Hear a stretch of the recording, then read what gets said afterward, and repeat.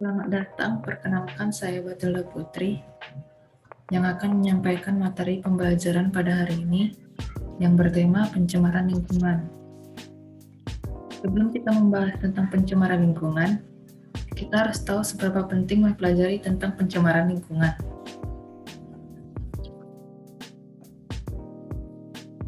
Menurut kalian kenapa sekarang marak banget yang namanya kampanye-kampanye dari berbagai lembaga untuk melestarikan lingkungan dan mengurangi sampah, baik berupa ajakan secara langsung atau juga berupa sindiran kepada perilaku manusia yang terlalu serakah.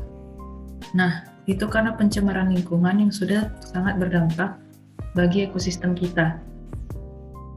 Mungkin beberapa dari kita sekarang masih bisa hidup dengan nyaman dan nggak ngerasain dampak langsung dari pencemaran lingkungan yang sering disebut-sebut itu. Bisa jadi karena kita nggak terlalu memperhatikan perubahan lingkungan tersebut. Nah, melalui pembelajaran kali ini, kita akan membahas mengenai pencemaran lingkungan dan juga dampaknya. Apa itu pencemaran lingkungan? Pencemaran lingkungan adalah maksudnya bahan pencemar ke dalam lingkungan, sehingga kualitas lingkungan menjadi buruk. Jika dibiarkan terus-menerus, pencemaran lingkungan bisa mengubah fungsi lingkungan itu sendiri.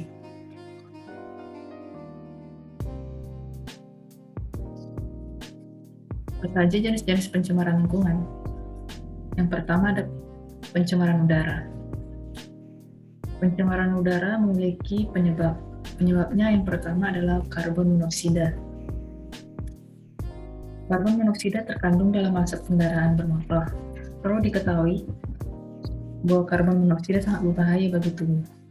Karena begitu kita menghirup zat ini, dia akan berikatan dengan hemoglobin dan membuat kita kekurangan oksigen, sehingga dapat menyebabkan gangguan metabolisme otot, sesak nafas, hingga kematian.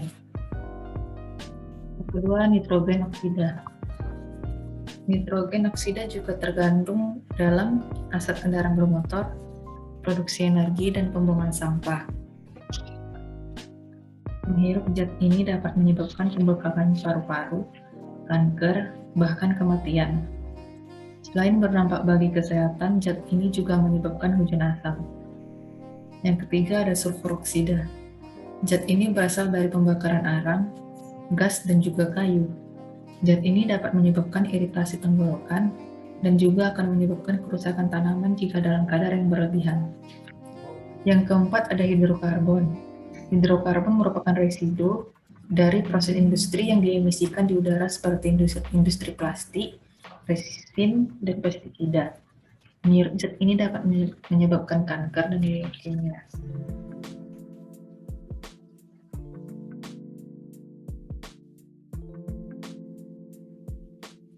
Yang berikutnya ada pencemaran air.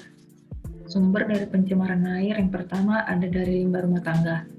Limbah ini berasal dari kegiatan rumah tangga seperti pasar, perkantoran, dan lain-lain.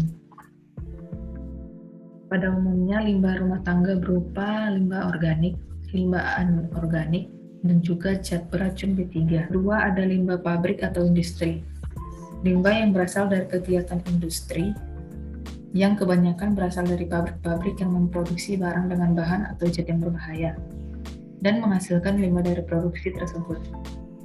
Limbah tersebut dapat berupa limbah padat, limbah cair, maupun limbah gas. Yang ketiga ada limbah pertanian. Air yang digunakan untuk pertanian bukanlah yang menyebabkan pencemaran, namun penggunaan pestisida yang berlebihan atau terlalu banyak yang memiliki dampak negatif bagi lingkungan. Yang keempat ada sampah. Pembuangan sampah yang tidak pada tempatnya dan seenaknya menyebabkan banyak masalah seperti di Jakarta. Sampah juga termasuk polutan. Jadi kalau kalian masih suka membuang sampah sembarangan, kalian juga turut andil dalam melakukan pencemaran.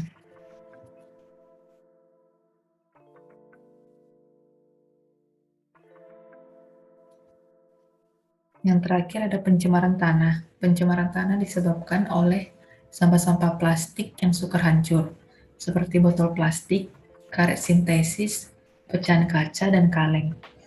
Deterjen yang sulit diurai, dan zat kimia dari buangan pertanian seperti insektisida. Sekian pemaparan materi dari saya. Di sini ada tanya jawab yang bisa kita diskusikan bersama-sama. Pertanyaannya adalah, apa kasus pencemaran lingkungan paling parah yang pernah terjadi?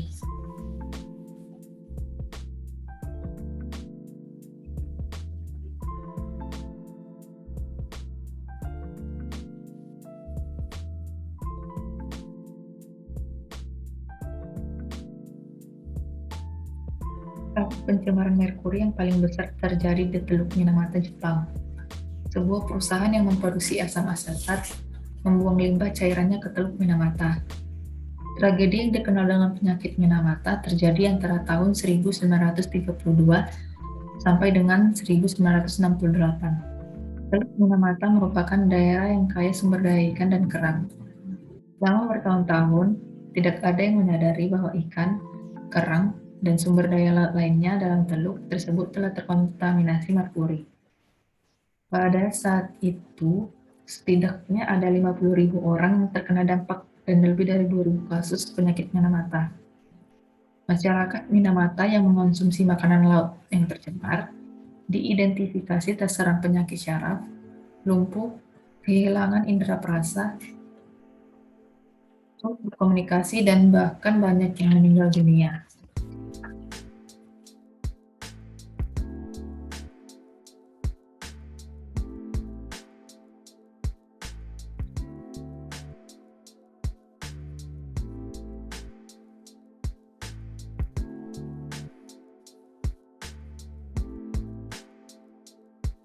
Di sini ada tugas individu yang bisa dikerjakan di rumah. Tugasnya yaitu membuat laporan tentang kasus pencemaran lingkungan yang terjadi di Indonesia. Laporan ini akan dikumpulkan pada pertemuan selanjutnya. Ada pertanyaan?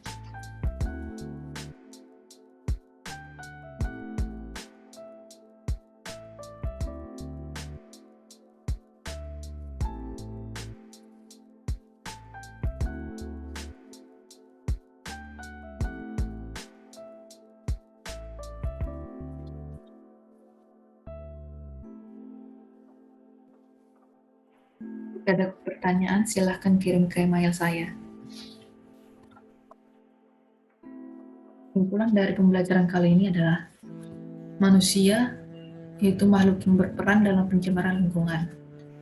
Kerusakan yang ditimbulkan oleh manusia di bumi pada dasarnya dapat disembuhkan oleh bumi itu sendiri. Akan tetapi, bumi yang mengalami kerusakan terus-menerus tidak akan memiliki kesempatan untuk menyembuhkan diri sendiri. Oleh karena itu, manusia juga harus menjaga lingkungan hidup agar selalu sehat sehingga aman dan nyaman untuk ditinggali. Jadi, marilah kita menjaga lingkungan.